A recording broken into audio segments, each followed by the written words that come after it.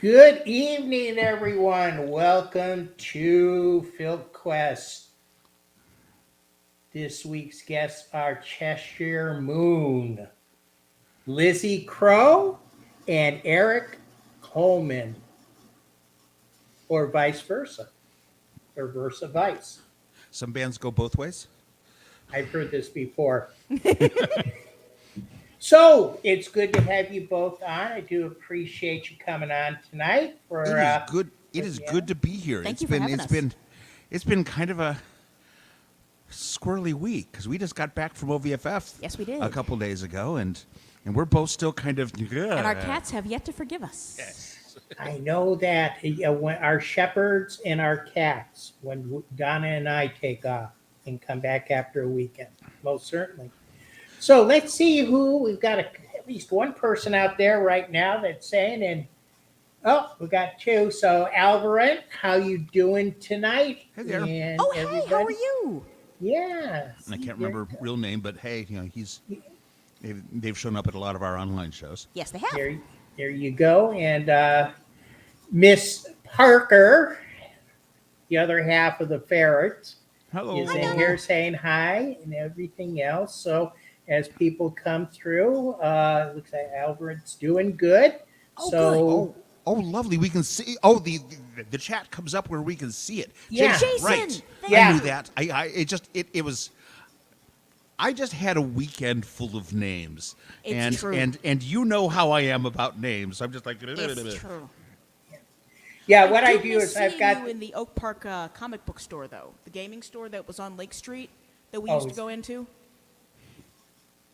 He So and I I used to take live it- in Oak Park at the same time, so I was gonna outside of say- Chicago.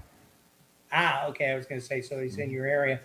Yeah. Well, when the comments come up, I'll pick up random ones and throw them up there. So Okay. especially if they're asking questions and stuff like that. So. Okay.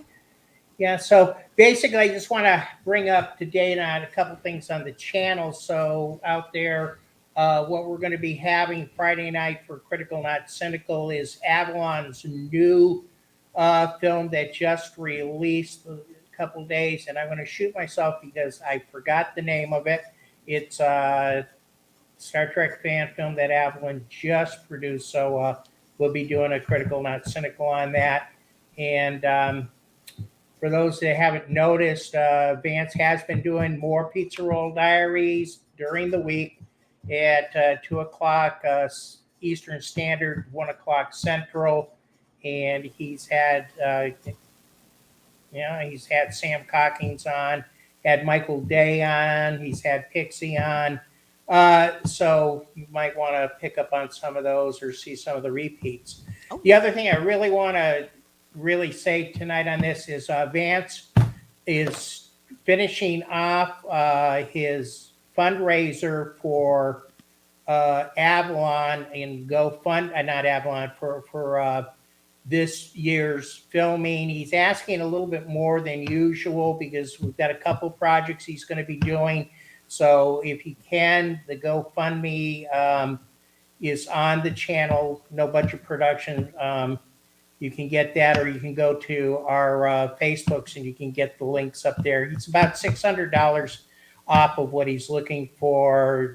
He's only asking for $2,000 for costumes and some set work that he's going to be doing on Warp 66. So if you can throw in a couple bucks, that would be really good. He doesn't usually ask for a lot. I just wanted to push that. He had a video on it today.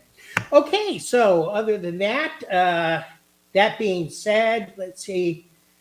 Lost my cat sorry to hear that, Oh, Jason. no. Yeah. My daughter just lost, had to put down one of her shepherds due to kidney failure, right? Oh, dear, I'm so Trust sorry. me, I know how that, But I'm glad you have a new senior boy that's very Yeah. lovey. yeah, That's a good thing. That's a good thing. And I'm glad to see that you adopted a senior. Yeah. Because Yes. a lot of people want the young and stuff like that, but they don't realize that the older, animals, especially those people who drop them off at shelters because they don't want to take care of them anymore. What that I is want my horrible. retirement to be is I want to run a senior cat hospice. Oh, that would be I want to start a fantastic. nonprofit and basically fill my house with senior cats who need a place to live for the rest of their days. Yeah, And they will live with me and be taken care of for the rest of their days. if you need anytime you have a GoFundMe on that, I'd be more than happy to contribute what I can for that. That is something that, there's a woman up in Massachusetts who does that with ferrets. Yes. Oh, Yes. yes. A Diane friend of ours Wall, knows her. Yes. Yeah, Diane Wall, yeah. And since Donna and I are ferret lovers, we don't know her personally, but, the ferrets, yeah, we know that. But you see, that's the wonderful thing is people like you and her, and if we had the time, all except for the 2 shepherds we have, my daughter raises shepherds, all ours are rescues. And that's the thing, it's really good. So, okay, okay. Yeah. Well, would have been, This would have been 15 years ago. yeah. Yeah, it is. Okay. Oh. Yeah, and Donna, we call our daughter Carolyn the cat lady. She's got all the strays in the neighborhood. Okay, well, that being said, it's great to talk about the animals. We could do that for the next all hour. day. I know. We could do that for the next hour. I almost brought my shepherd in here, but every time my baby, but he likes jumping up on me. Well, the door to this room is open, so we'll probably end up getting at least Calibri in here. 'Cause That's He fine. tends to wander in whenever we're recording because, of course, he does. He's a cat. Yeah. And they can do what they want. And they do. Oh, they do. So let's talk a little music. So I'm going to Yeah, start. so what do you want to talk about? So I'm going to start with Lizzie. How did you get involved with music from the very beginnings? My mother was a concert pianist, and what I did, starting at the age of 2, I actually have a memory of this from the age of 3, was when she would play the upright piano in our house, is I would go under the soundboard, and I would put my back up against the piano next to where her feet were, where the pedals were, and it honestly felt like her music was physically pouring into me. Oh, wow. My mother was also the entertainment editor for the local newspaper, the Arizona Daily Star in Tucson. And so she got tickets to all of the traveling shows that came through. We went to Ringling Brothers once, which gave me my first experience, and Forever Fear of Clowns. But also she got tickets to the annual Nutcracker production that was put on in town. And when I was 5 years old, we got front row, just right of center. But when you're 5 and you're 2 feet tall, that doesn't help because I couldn't see anything below the dancer's knees. Oh. So I spent the entire show hung over the orchestra pit wall with the grand harpist in front of me. And I thought that was the coolest thing ever. And behind her was the entire string section. And I'm just like, I want to do that. Oh, wow. Oh, wow. My first that time is on good. stage was when I was 6. I, like so many, small children who went to church, ended up in the Christmas production. And we, of course, did, the story of Jesus, and I ended up being one of the angels. Actually, I ended up being 2 of the angels because one of the angels got sick that night. And because because I wanted to know my entrance and exit, because I was the middle angel, I knew the entire angel shtick, front to back. And so I did her part, then I did my part, and I almost did the third part if I hadn't remembered to shut up. A show stealer at a young age. Wouldn't have been my fault, man. Some things never Hyperfocus is a change. thing. So Eric, is she an angel today? No. No, I'm not. I'm a little devil, but I color my hair to hide the horns. She's a brat. I am. It's a wonderful one. Wonderful one. Oh, so how did you get involved with music, Eric? Oh boy. Growing up, my dad, who was, about 10 years older than my mom, was into big band music from the 30s and 40s. He was a theater professor, so he was very deeply into movie soundtracks. Oh, wow. It's why I own a bouzouki, was because of the Zorba, the Greek soundtrack. And so I heard all that in my house all the time. And my mom grew up listening to, we were talking just before this, 50s country and 50s rock and roll. And she encouraged me more than he did. He didn't quite understand it. They split up when I was a teenager, early teenager. And one of the things that she did was buy me a set of drums, which still amuses me, you know, nearly 5 decades later, that, you know, she gave me went out, bought them for me, took them home, got them up in my room, and then left. And my dad found out about it the next day. Yes. And what the hell is that? So I started as a drummer in punk bands, and I was in Iowa's first punk band back in the 70s. Wow. And was very, very involved with that scene through the late 70s and early 80s. Somewhere along the line, I started writing lyrics and could never find anyone to write music that I liked for them, so I bought a guitar. And I did that when I was about 22. So I didn't start playing guitar until the point where a lot of people have given it up. Going, I'm not doing anything with this. And just started writing music and started writing music and started writing music. And continued to do that. I quit performing for about 17 years. But I kept writing songs. And then got back into it in 2000 when my now ex-wife kind of booted me out of the house one night. She says, "You're miserable. You're not happy, not playing. So go. There's this open mic. It's Labor Day.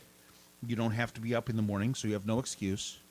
Go go there and play a couple of your songs." And it went really well.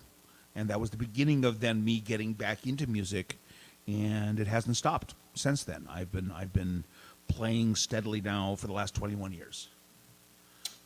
Between playing solo, playing with Toy Boat, where I went back to playing drums again, and Cheshire Moon, and now a little synthesizer project, which it is downstairs and isn't ready for public consumption yet, although there's a bunch of stuff up on SoundCloud.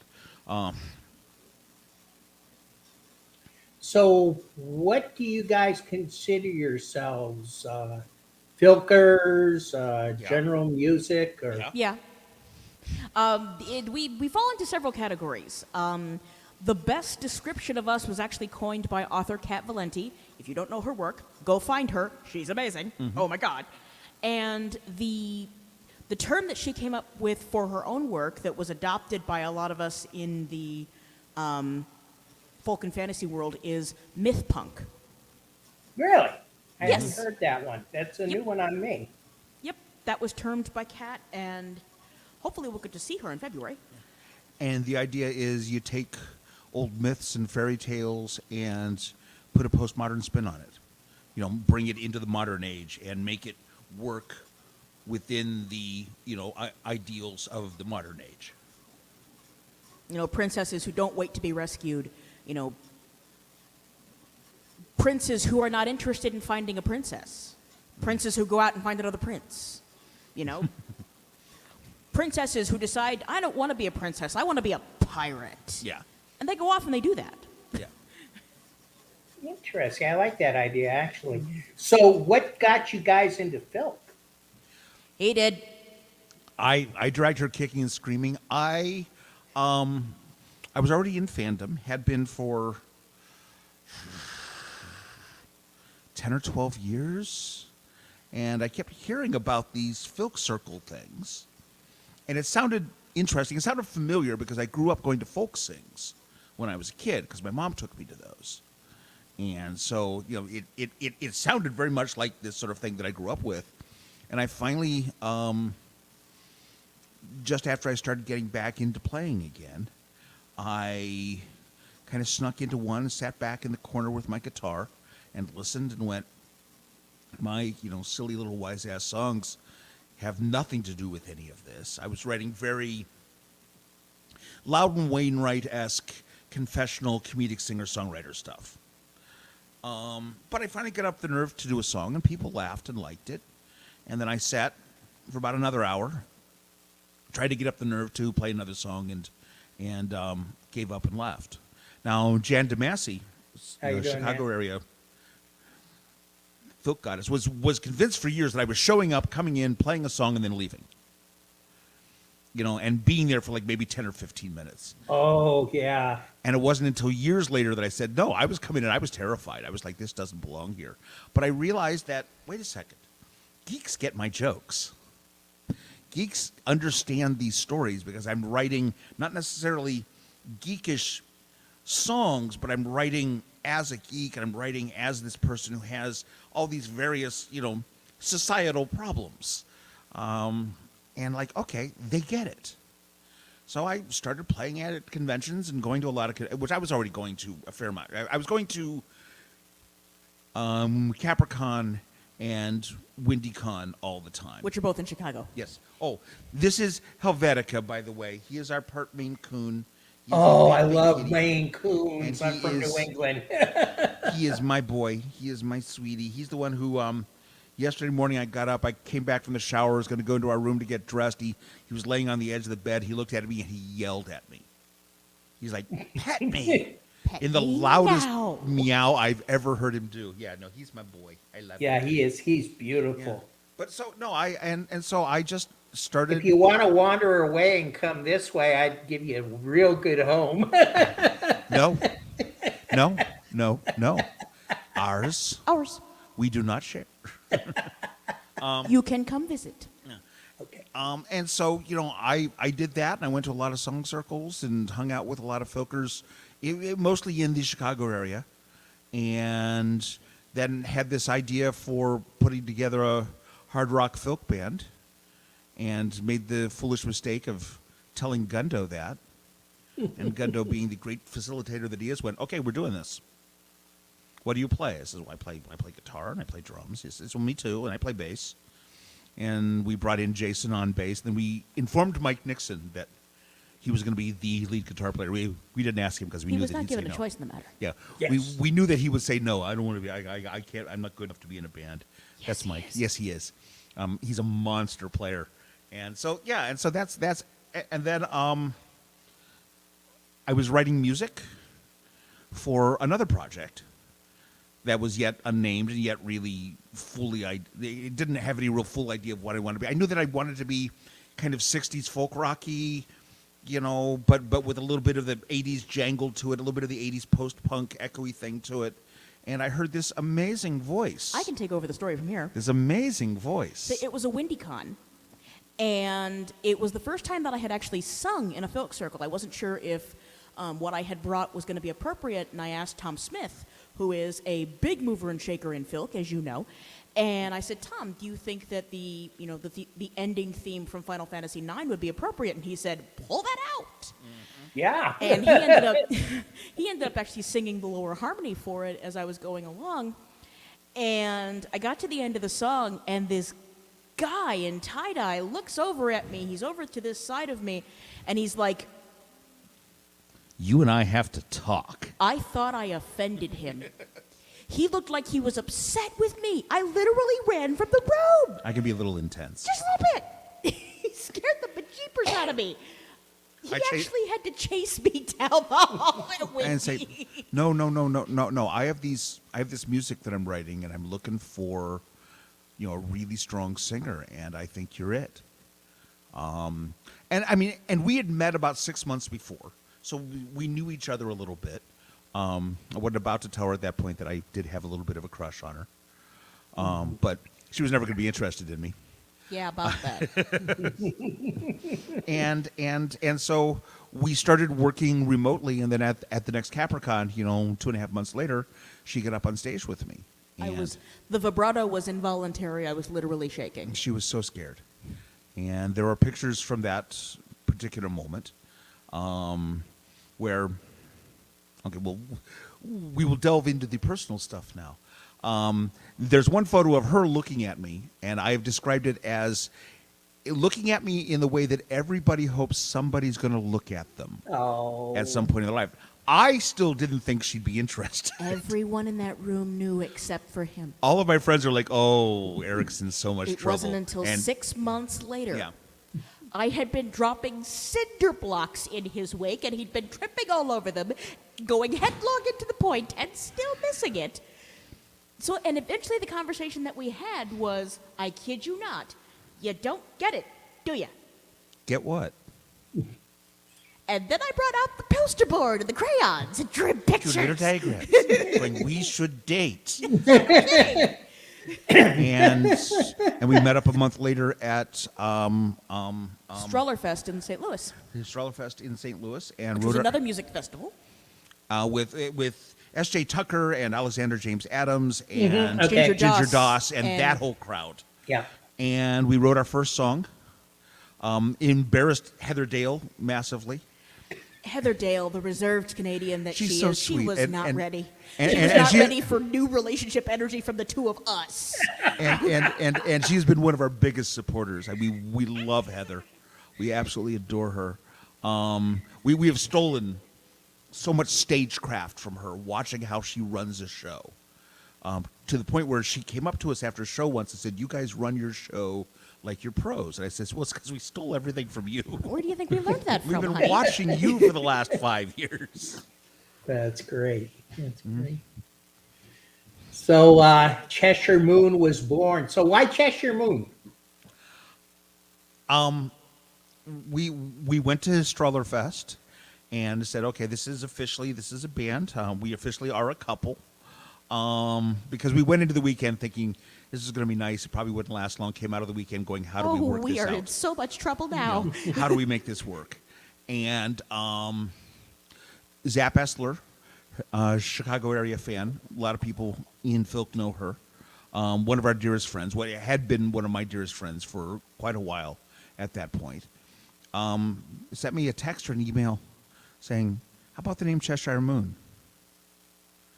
And I liked it had this mischievous, slightly kind of dark Whimsy to it. whimsy. Yeah, whimsy is the word to it. It's like, that's great. I started looking for see if there's there's got to be a band called that though. There's got You to would be. think. You would You'd think. think. And somebody put out 500 copies of a record under that name in 1999, That was it. and then that was it. That was the only thing out there. And this was happening in 2011, so it's like, you haven't done anything with this in a decade. The trademark office is going to say you don't own it anymore. Yeah. Yeah. And so basically. that became the band name because we started to have an idea of where things were gonna go lyrically. That Lizzie was gonna be the lyricist. Originally, it was gonna be someone else writing lyrics. She was gonna sing. I was gonna play guitar. Another friend of mine was gonna write lyrics, and that didn't happen. But started seeing her stories and her poems and stuff, and went, "Oh no. Here's our here's the lyricist." And I was right on that one because 150, 60 songs in now, and she's still coming up with these amazing stories. So yeah, we loved the name, and it just fit instantly. Everything just kind of fell together in wonderful, wonderful ways. So what are your basic conventions? Which ones do you, I know we all have our home conventions. Where do you guys, feel you're most comfortable? Demicon is the one here in Des Moines. That's right. You guys know Brian Baker. Yes, we do. Yes. Brian and I met at an open mic 15, 18 years ago. He and lives we've like been 5 friends miles from our house. Yeah, we've been friends ever since. We're one of my favorite people, and we've played together really early on for me getting back into music. And we've actually played with Brian on Twitch. Oh, you have? Okay, see, I haven't been to one of his shows. That's where I met Brian, on Twitch, and I met him through Matricula, Yes. who had her, who had me check him out. And then the other one was Mary from Australia, Oh, I know who you mean. Mary Amber. Yeah, yes. Mary Amber. Mary Amber. Mary Amber. As a matter of fact, we're trying to work out the time. I'm trying to get her on here too. Yeah, because timing with I've Australia got- becomes a little difficult. It's Yeah. that whole giant ocean thing. Yeah, I know from that point. But yeah, that's right. As a matter of fact, I do believe in talking to Brian, he was the one that actually turned me on to you guys. Okay. Yeah. So But yeah. Brian's a dear friend. We've hung out with him a lot. We've been, have been for years now. so that's your major one, I would take it. That's the one you consider That's your the home one. We now live about a mile away from it.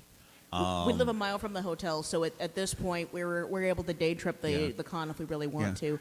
The other ones that we consider our kind of home cons are Capricon in Chicago, which happens in February, and WindyCon WindyCon, yes, and frequently Arcon frequently, yes. in St. Louis. We used to go to a lot more cons than we do now. Just we've got less money to go out. We bought a lot. house. We bought a house. Understood. Yeah. And that will do so it. we do 3 cons a year, basically, with Demicon in the middle of that. And so we do 2 out-of-town cons, and it varies. And we kind of cycle through things so we get as many places and see as many people as we can, and hang out with as many people. So we're going to go to Capricorn in February, and we haven't been there in about 3 or 4 years. Yeah, we're looking forward to it. Mm-hmm. And you guys just came back from the Big Eat. Yes, we just came back from OVFF. What do you Right. want? He doesn't know. He's Helvetica. Yes, we had a blast. It was kind of overwhelming because it's been a really long time. We've gone to Icon in Cedar Rapids, Iowa 2 weeks before, and that was nice. That was kind of got us back into it, and it's a little more low key. That was our first time in front of an audience in over 18 months. Yeah, I can imagine. But OVFF, you could see that everybody there needed that so badly. Everybody was just like, "Oh my!" It was so We're important. doing this, and it was absolutely amazing. We had such a great time.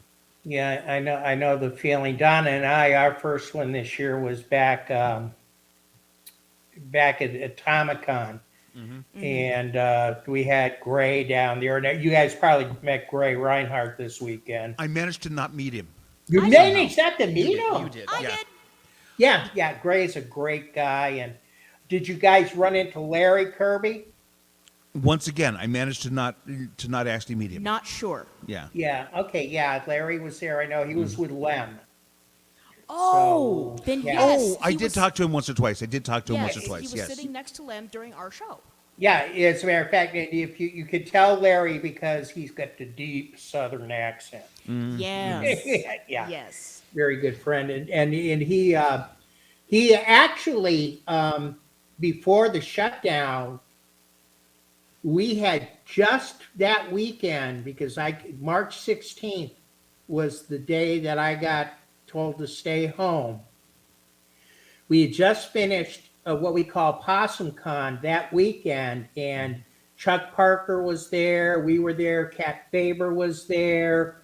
And over at Larry's, we do a house fill twice a year there. And that was our last. And our next one was Atomicon. And that was great to do. We were still in Mass and then Con Carolinas and then Congregate.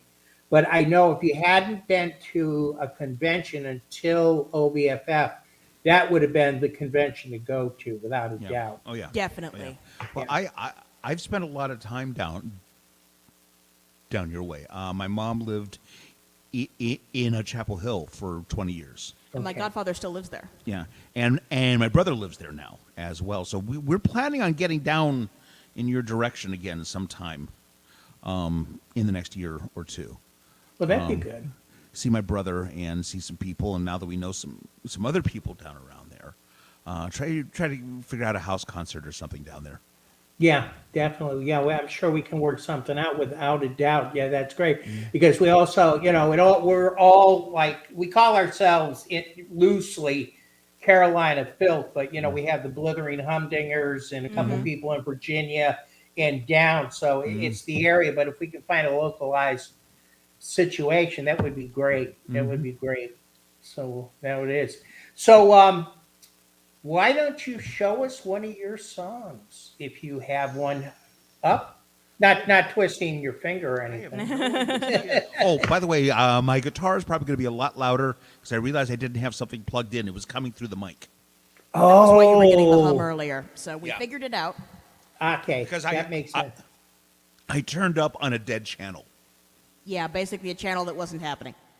That's where that hum was. That's why I said don't go up any higher. Okay, sounds good. Hi, Matthew Bracy. How you doing? And I also saw Matt's Lawn Care come in. How you guys doing tonight?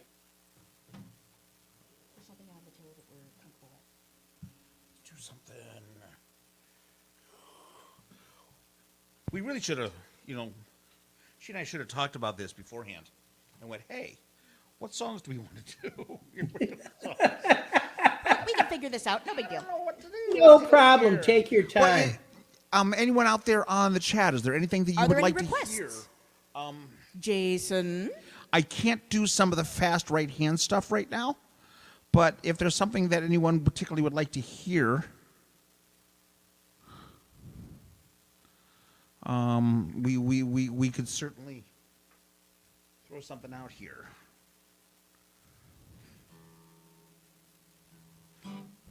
Okay, I'm gonna turn this on here. Is that louder now? Yeah, that's good. That I don't know, Matt. Is that the no budget production sign that you're seeing up there? No budget production, Filk Fair production. Jason, did you have a song that you wanted them to play? Any favorites? We've got one. Something from the Arcania, maybe? Something from the Arcana, maybe. Okay. We'll hold on to that thought. We'll use that for the next one. But we figured out something to open with that's going to be okay. How does the guitar sound now? It sounds great. Yeah, now, it definitely. Yeah, before it was definitely low volume, but no, it's right there. That was because it was just bleeding through my vocal mic. I'm going to turn my vocal mic off now so I don't get any Build Your Wings. Ooh. We'll do that one next. We'll do that one next, definitely. Sounds good. But this one's actually based on a book called The Night Circus. If you haven't read it, go find it. It's worth your time. But for a moment, let's join them at the circus, shall we? Come one, come all to the carnival, where embers and cinnamon play. Come in and wander over and under, a paper bird singing their cage.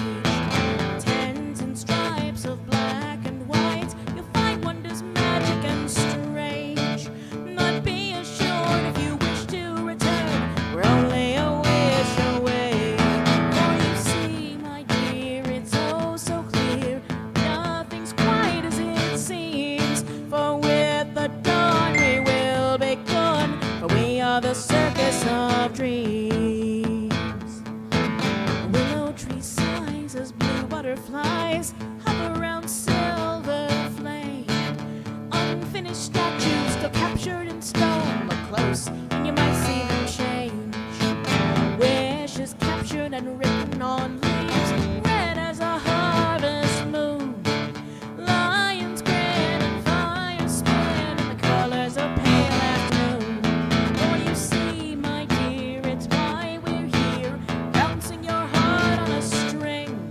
But with the dawn we will be gone, we are the circus of dreams.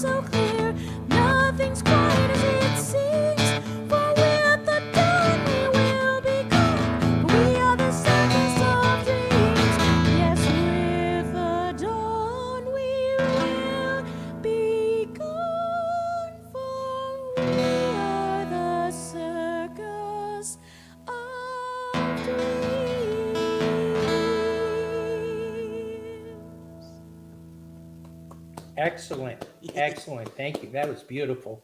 Thank you. Thank you. Thank you. It's a good one to get loosened up to. So, you have a very similar thing, except you do something a little bit different, called your podcast. Filkcast. Yes, Filkcast. I was trying to remember. Filkcast is exactly what it was. 3 years ago, next week, we had just come home from OVFF, Yes. and we had just lost Harold, which was a huge loss Huge loss. to the community. Was just Because we found out at the convention and it was devastating. yeah, and so Filk Radio had kind of faded, and there really wasn't an online presence for Filk. There was a couple Spotify channels that had, somebody's collection, something, and I thought, how about a podcast? I've got all the necessary tools. I've got a smallish collection of Filk. I don't have a lot, but I could probably, maintain it for a few months. And I put together a little test episode, and I put it up online, and thought, okay, if I get 25 or 30 downloads, I'll be happy. And by about 3 days later, by the end of the weekend, I had about 100. I was like, okay, I'm going to keep doing this. When the pandemic started happening, when I was home all the time, we went weekly. For the first year and a half, we went every other week, just because that's kind of all I had the time and energy for. I was still getting used to it. But yeah, it's a weekly radio show where I play new Filk and old Filk and whatever happens to move me on that week. So it's just and I've had tons of help from people. I ended up with rips of a lot of Harold's tapes, and I've been going through those and breaking them down into files and into MP3s. So I've got a whole bunch of stuff. I got a whole bunch of stuff that I can't play because there's one label that doesn't let you play their stuff on things like that. But other than that, I try to play both new and old, and I try to kind of stretch the boundaries of Filk. There are a lot of artists out there that don't realize Filk exists. The entire wizard rock crowd doesn't really understand. Well, most of them don't know that Filk is a thing, and it's like, no, you have a tribe. We're right here. It's okay. And so I've been playing a fair amount of that. I play some of the nerdcore stuff. I don't tend to play much of the funny music crowd because the thump is a big thing.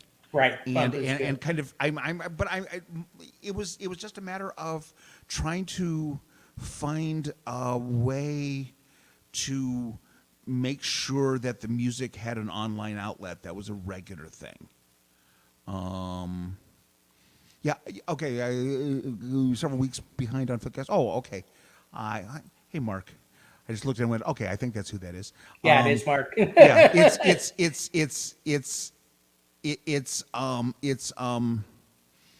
the last 3 weeks are all of the Pegasus Awards.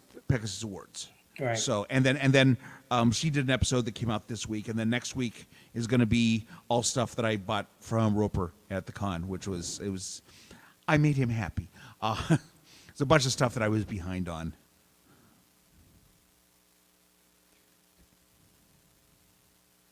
We don't. Yeah, they don't. Yeah, they don't do. Yeah, Matt, this is basically more Filk music than that. It's a good song though. Yeah, I'm a huge Croce fan. I'm of the generation, but yeah, we don't really play songs by anybody else. We play. We learned a few classic Filk songs for a specific circle this summer or this spring. It was the spring, yeah. And then we do a couple songs by some friends of ours. Yeah. And other than that, we've written over 150 songs now. So it's like, we're doing our own stuff. Yeah, But yeah, back to Filkcast. It's been fun. I get to be a DJ once a week. And he drugged me into it. Yeah, and then she started helping out some when I'd been in the hospital and I was having breathing problems, which means I was having problems, doing my voice work. So she did it for a couple weeks, and then she started doing the news regularly, and so it then became something else that Lizzie and Eric do together, because it kind of wasn't for the first year, and it's much nicer. I didn't want to infringe. I didn't Having- want to having- infringe on having- him because he was really emotionally invested into this, and so it wasn't something that I wanted to push my way into because I didn't feel like that was appropriate. Yeah. But then it just kind of happened. Everything in this house is us. It's just kind of the nature of our relationship. It's true. I don't crochet, so that's about the only thing. I mean, we're both gamers. We're both, movie geeks. We're both music geeks. We do music together. Just all kinds of things. So You like a specific sect of bad movies that I don't. I cannot get her convinced at the glory that is Space Hunter Adventures in the Forbidden Zone. She absolutely refuses to ever watch it again. These mixed marriages never work. I did I it hear ya. once. Once was enough. Thank you very much. It's wonderful. I'm glad you think so. But that's basically how Donna and I are. We do the Nefarious Ferrets, which one of these days I will send you some of our stuff for Filkcast. Yes, please do. Please do. I've been wanting it for a very long time. We still have to cut a CD. But what I was going to say, I mean, she does the fan films with me. She does the music. I mean, it's nice to be with somebody who enjoys your stuff and has their own individuality to some of the things. Like, she sews, you crochet. I don't do that. I get my fingers stuck every time I put my hand under a sewing machine. Oh, no. But it's nice to have that support, that you're both together. I mean, you perform, we perform. So it's nice, and that's the good thing about it. I do want to tell you, though, that you are the inspiration for FilkQuest. Oh? And the reason that you are is because I would listen to it and I'd say, you guys are doing the music.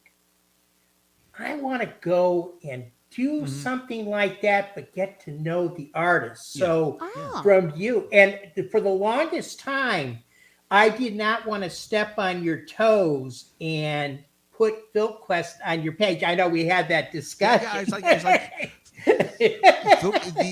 the Filkcast page is for anything Filk.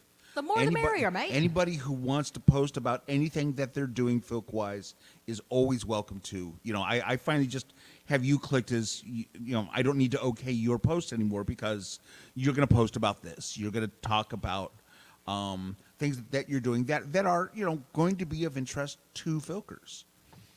That's the purpose of Filkcast. That's why we do the news, is let people know what's going on. That's why we made you part of the newscast. Yeah, and trying to keep up this year has been a nightmare. That's been hard. Because there's something Yeah, going I'm on sure. Filk-wise every weekend. Every single weekend, somewhere in the country Yeah. or somewhere in the world.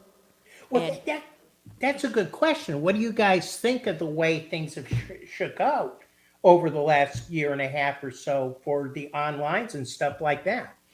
It has brought this community closer together in a way that a lot of fandom has not had the opportunity to do.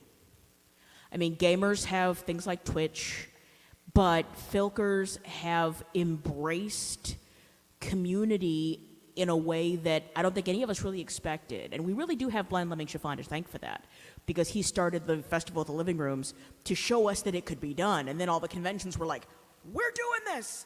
And then we had Filk on Terra No, which I do take credit for the name, because I gave.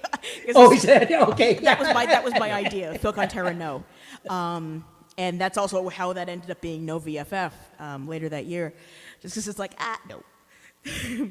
But yeah, Lem showed us that it was possible, and so we started doing the conventions. We started doing the convention tracks at the general interest cons, and we basically just transferred the whole situation online. And we had what, two 24-hour Filk circles. Yeah. Where we had Filk running for a literal 24 hours just because somebody was hosting somewhere in the world.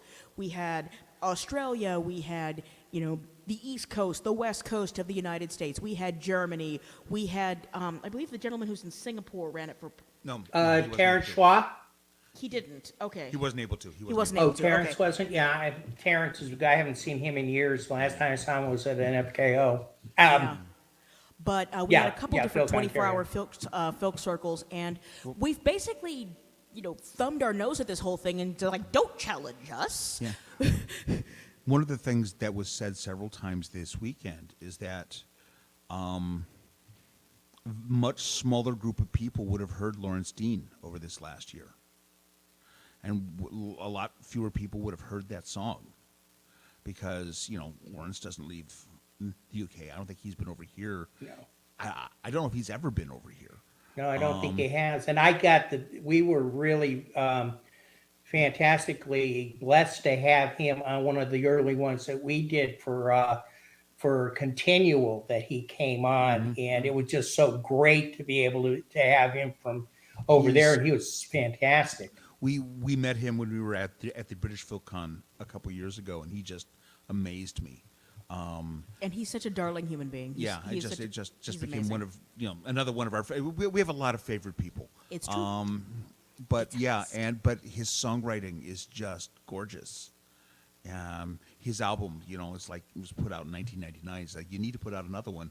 And I will say that they are going to put the two songs that were the samples up on the OVFF site, up on Bandcamp, but they have better versions of it now because I pestered them for better versions of them. Also, Lawrence now has an entire gaggle of backup singers who are volunteering to send him vocals overseas. There's like 8 of us now who are more than willing to, do whatever it takes to send him backup vocals for his album. Yeah. I've heard I had Bill and Brenda on last week.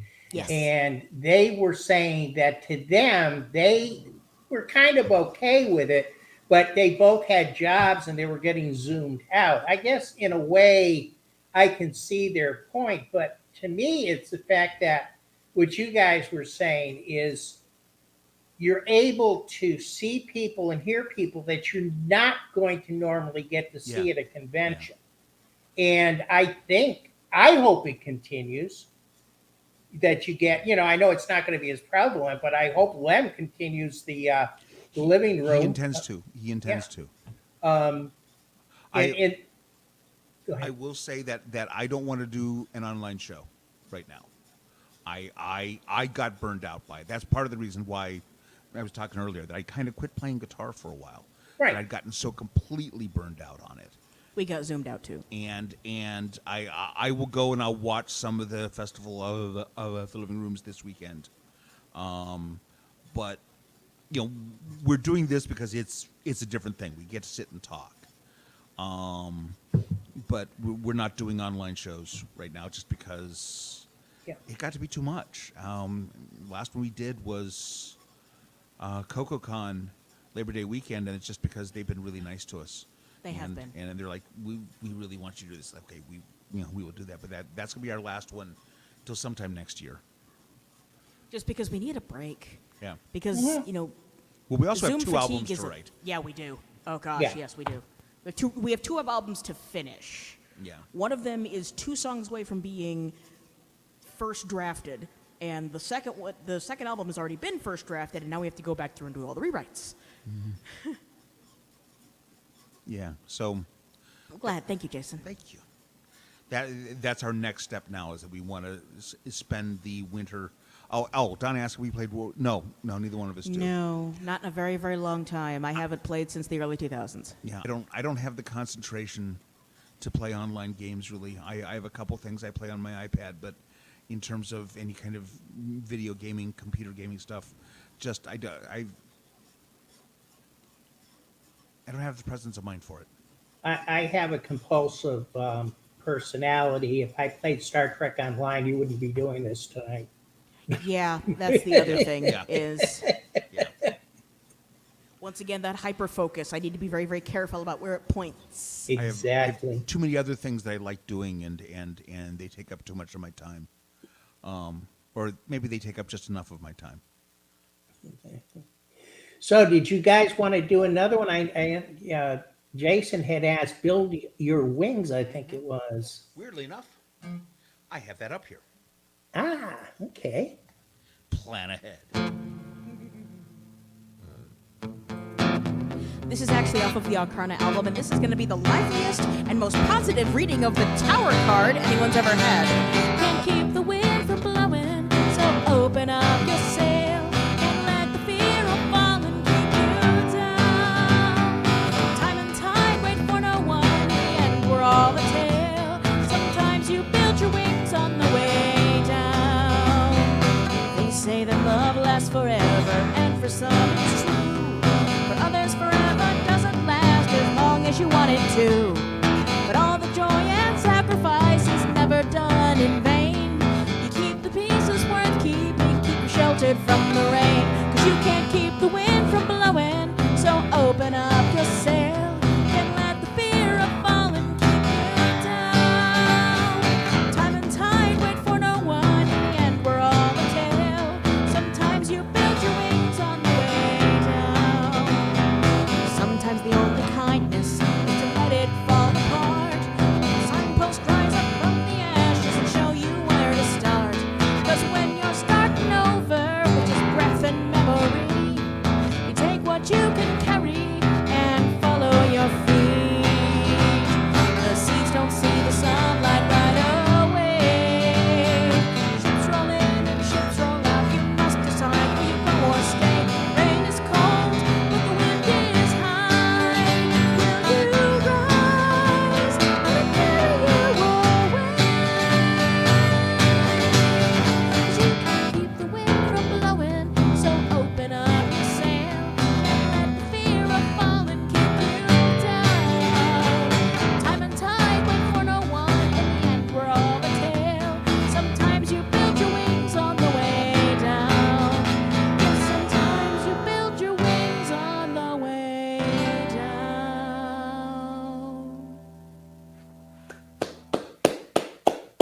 Thank you very much. Thank you.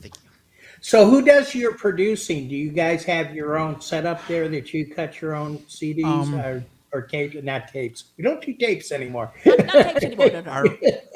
Our first 3 albums were done with a producer named Donna Parker. Donna Miller.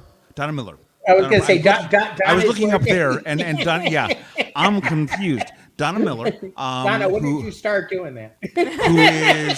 who is the mom of the lead singer in my son's band, Oh, okay. and she built a studio in their basement. Donna then moved out to the West Coast because her kids here got old enough, that they were out on their own, and her youngest, who was living with her ex, needed another parent out there. And so she moved out to the West Coast, where she's thriving and having a wonderful time. As is the kid. But we lost our studio We did. there. We did an album with a guy named Brian Dudley, who lives up in Ames, where we used to live. It's about 30 miles north of here, and it was fun. And we're currently looking for a place to record the next 2 albums Down here in Des Moines, because down here in Des Moines, because we don't want to have to haul all the Yeah, gear I up don't blame you. 40 minutes north every single time to record. It was great when it was across town. But we will record the album with the same rhythm section, which is the drummer from my son's band and my youngest son playing bass. My youngest son plays all the instruments. He does. Anything that you hand to him. I can pull anything out of my stack back here in any tuning, and he can go, oh, okay. Unless it has a bow, I found out. Yeah. If the instrument requires a bow, he doesn't know what the heck he's doing with his right hand. Oh. But after that, Yeah. That's it. It's funny that you should bring that up. I'm trying to think of how Kat Faber's doing, because she's Wonderfully. picked did she? She she's says doing that- wonderfully. She I was part of figured Chamber she- Filk over the weekend, and it was lovely. I know that she's been playing with it. She played that. We just had the house built down uh, in August, and she brought that, and I thought she was doing good, though. She's saying, "Well, I don't know, I'm going." Yeah, but that's also Cat. That's also Cat cat. is I know, so Cat. Cat is so determined. If you put something in front of Cat and say this needs to be done, oh, it's going to be done. It's going to get done. Yeah, that's just how Cat is. And also, Cat has a very specific idea of what good is in regards to music. And if she has not achieved that in her head, then she has not achieved what she needs to, and she's not there yet. But even if people on the outside can hear it, if it's not in her head, Cat is Cat. Cat is Yes. Cat. Yes, very much so. Yeah, Very and, much so. yeah, and Love I her agree so with much. that. Love her so okay, much. okay. So quick story. There's a local folk scene here, and we're in a circle one night, and a friend of ours pulls out a song. This is by this songwriter, and I've always wanted to meet her, and her name's Kat Faber, and both of us go, yeah, well, I mean, we know her, and she's right, and he's like, you do? You know Kat Faber's? Yeah, she's. Oh, I'd be nervous to talk to her. So you understand? She's one of the sweetest people that you'll ever meet in your life. And then we played what turned out to be a slightly cruel joke. He texted Kat and said, "We've got people in circle who are playing your songs," and Kat's like, "Oh, really? That's so cool!" And we showed him the message, and he's like, "I." He just scripted it himself, and he was just like, "Oh my god, We're friends on Facebook. We talk every once in a while. She's wonderful." She's a wonderful person. Oh, isn't it funny though when you have something that's close to you like that, and you know you break bread with them, or you see them in so many, and people are going, "Wow!" That's the way it was. I think first when Tom Smith before I got into it, I went, I talked to Tom Smith, and I don't usually fanboy, but every once in a while you get one of those moments. Then you turn out we're all just kind of we're us. I was the music go at Archon one year, and Tom came down, and I did a whole bunch of stuff with him, and I didn't really know who he was at that point because I was pretty new to Filk, and all I know is that I ended up on stage with this maniac who thought much faster than I did, and I'm quick on stage. I am fast. But no matter what, I will never be that fast. He's the fastest Filker for good reason. And there's a wonderful photo of him obviously talking and me going. People look at Tom like that a lot. They do. Funny story. The first Filk convention I ever attended was DuckCon in 2009. It was the year that Shauna McGuire was there, and Dixie and Tony were there with her, as was S.J. Tucker, who was the reason I was at the con, because I'd seen a show of hers earlier in the week at a different venue in Chicago, and she came up to me later and was like, "You're coming to DuckCon, right?" "I am now. What's a DuckCon?" And then she explained, it's like, "Oh, Sci-Fi Con. I know this gig. Okay." And so I show up at the hotel, and I am one of the other people who was at the S.J. Tucker show earlier that week says, "Oh, I saw you at the show. Are you here for Filk?" "Yes, I am." And I get escorted down to the Filk room, which is how I met him in the hallway. Walking down the hallway, minding my own business. Yep. And that evening in Circle, I watched Adam Seltzer desperately try to kill my would eventually become my husband and Tom Smith via laughter. Adam did his Howl for Mayor McCheese. Oh, It's so much worse than you think. It's fantastic. It is Howl rewritten to be about McDonald's, and it is. I played it on Filkcast, and it is. I'd never met Adam before. I'd never heard it before, and I was in pain. It is one of the funniest things that I've ever heard. They were sitting across from me in Circle, and I thought they were both going to end up on the floor. Yeah, I think I was like, did. They're going to get hurt. This is not a good thing. oh wow, jeez.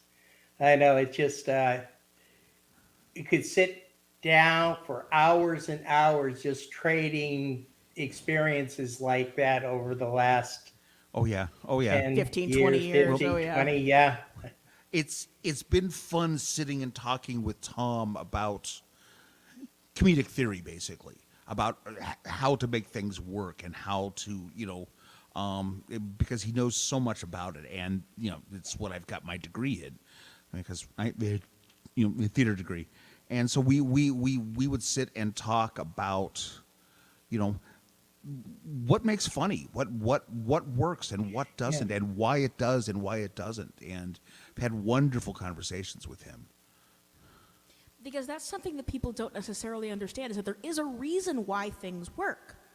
It's because of how the human brain works. Exactly. And there is a bit of neuroscience behind it. And so once you understand what those patterns are, and once you understand what those basic building blocks are, you can build literally anything. And then you can go back and listen to some of the favorite routines of your favorite comedians, like Robin Williams and Richard Pryor. Perfect examples. They've got those beats, they've got those callbacks, and they've got those things that happen in ones and threes. And they've got those jokes that end on those hard consonants that punch you in the face, and you're dying laughing, and you don't necessarily know why, but it's funny. And in music theory, it's the same thing. Take a look at all the songs in the 60s and 70s that were those basic, C, G, F, and A minor. It basically... Yeah, exactly. We just did one of those, because we built on those same building blocks. Right, and those are what makes it commercial. It's what makes it commercial, but it's also what makes it hit certain emotional points in you. Friend of mine is, power pop guy, rock and roll guy, and he's sitting down. We're at this party. He's playing just a couple songs. He says, "Have you noticed that all the really great songs all have the same three chords?" Right. They it's say that 1-4. about Crosby, Stills, and Nash. Yeah. Play all their songs, three chords. I used to count off one of my songs, 1, 4, 5, and look for the songwriters who got the joke. And it'd be about a third of the audience who would laugh at it, get why that was funny. But what they didn't notice is that the song that I always did when I counted off that wasn't a 1, 4, 5 song. Okay. I made a point. So it was this whole kind of there was a double joke to it that I think only one person ever noticed. He went, that was not what you. I liked that. It's like, I see what you did there. Yeah. And then they throw in alternate tuning, and it all goes to hell. You can't see what's behind me. We have 2 racks of instruments, and the reason that I own so many instruments is that I do a lot of alternate tunings. Okay. This weekend, we played like 7 songs, and you had... We actually only played 5 songs, and I had 4 instruments at our show. Yeah. And I used all 4 of them. 4 different tunings. 3 different tunings. You're right, 3 different tunings. Yeah. One of them was a 6, one of them was a 12. Yeah. Wow. So, I love alternate tunings. I've narrowed it down to a couple now, but I've written songs in about 7 or 8 different tunings now. Well, we seem to have hit about an hour into this, and it's been fantastic and great. It has been lovely talking to you. It has been. Yeah, Thank you so it much for has having been. us. Yeah, most certainly. You guys are welcome back anytime. There's just so. We could go probably another hour, but there are things we do love to talk. We're both raised by storytellers. My father taught theater. My grandfather was one of the greatest storytellers that I've ever known. Her father was one of the greatest storytellers that I've ever known. So we've had really good examples, and that just comes out if you put us, in front of people. We're going to talk to you. Sometimes much to the dismay of some people. It's true. I hear you there. You may not want us to, but we're talking. But definitely, you're invited back. We maybe work something out in the springtime and stuff like that as we're going. And we would absolutely love to. Yeah, from there. But it's been fantastic getting to know you. I don't think we've ever been to a con together, but I'm looking forward to that Like I said, at some point. I do want to get down there. I'm going to get back down there. I love Chapel Hill. It's one of my favorite cities, and my brother lives down there. I'd like to come by and see him, and now that I know more, we actually played a show there about 5 years ago that we got about 3 people at because we didn't know anybody down there. Yeah, right. And so we got a couple family members and a couple old friends, and it was a good show. But yeah, we would like to get down there and hang out with some people and hear some music. And, one of the things that I do want to say that I've been saying a lot lately, maybe back to Filkcast. One of the things that I'm working on right now is tape preservation. And Marav is doing a lot of that as well. But what I want to say to any Filkers out there who may have put out a tape in the 80s or the 90s, back when you still put out tapes, if you want it digitized, I will do that. And I will give it back to you in whatever format that you want it. I'll burn a CD. I'll give you waves if you want to put it up on Bandcamp. I'm trying to make sure that there's a whole lot of music out there that it's going to be really easy for it to get lost. And I don't, and that's one of the reasons, another one of the reasons that why I continue Filkcast is I want people to be able to hear particularly a lot of the older stuff. Yeah. I want it to be preserved. Marav and her whole team are working so hard on that there but I also want to do my portion of it. I also need to let Marav know what I have done so far, and then I'm going to send her copies of Because she's running the Filk Archive in Howardstead at this point. Yeah. Yeah, I met Marav. Gosh, when did I meet her? I met her back in 2000, and I was at a convention. The first time I used a Martin backpacker. I think I flew out there, and she had forgotten her guitar, and or she didn't have one, and I lent her the backpacker. And the next time I met her, she said, "Oh, you're the nice person. Let me borrow your guitar." and she's got a baby. She had a baby Taylor, and I think, was it named Jason? I can't remember, but I have a baby Taylor, and mine is Willow, and we used to say we were going to mate our guitars together.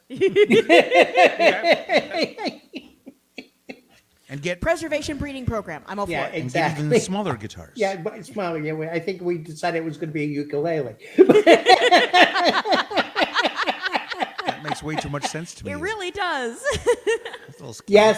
Yes. No, I actually rocket type. Yeah, I did use one of my backpackers in a prop, and I called it it was called a Vulcan reel.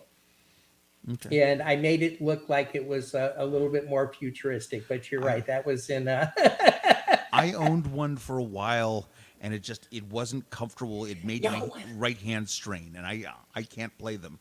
I loved mine, and mine wandered around with me for a while, but it ended up kind of making my hand tie up, and so I sold it and bought something else with it. I don't even remember what it is now. What I traded that in on. It was too long ago. Yeah, it's been a long time. Those came out and went. All right. So that being said, again, thank you very much, everybody. Thanks for stopping in. Those people are going to be catching this on the rewind. Thank you for tuning in. And let's see. Thank you for streaming. I have a quick question. I'm starting to learn guitar. Do you have any hints that help you? Yeah, it's really simple.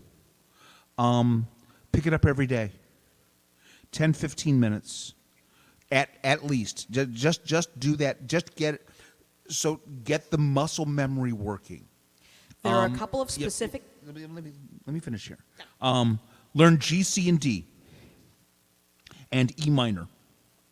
Learn those 4 chords, and that will get you going through so much stuff. That will enable you to play so many dozens and dozens of songs, especially when you realize that the E minor chord, if you move it over, it's an A7. If you move it over one set of strings, it's the same shape. There's like 3 shapes.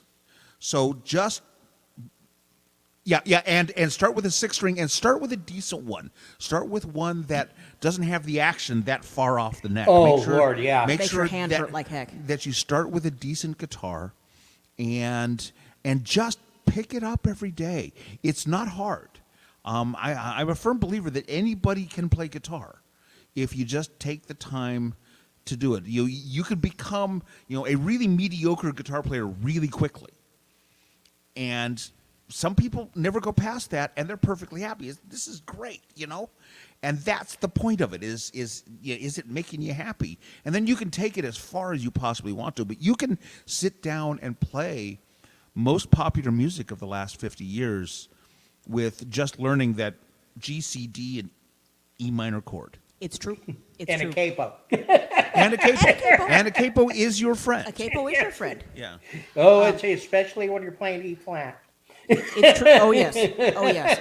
I have so many of them over here. I work from home now permanently, and my guitar is sitting in the living room on a stand, so that I can pick between meetings. I pick that thing up, 10, 15 minutes, 20 minutes every single day, and I have improved leaps and bounds over the past year. And learn those chords while singing. Yeah, there you go. There you go. Perfect. And it all ties together. It all ties together, and your ear will start hearing it, and you'll start putting pieces together as you're going along, and just keep going. And things work in stages. One true. day you're working. I remember the day that I was playing, and it all of a sudden I popped into a B7. Yeah. Yep. Yeah, and you went, wow, and then you do your first bar chord. But it's just that, don't say I'm going to practice for 3 hours. No. Say that doesn't I'm help going to you.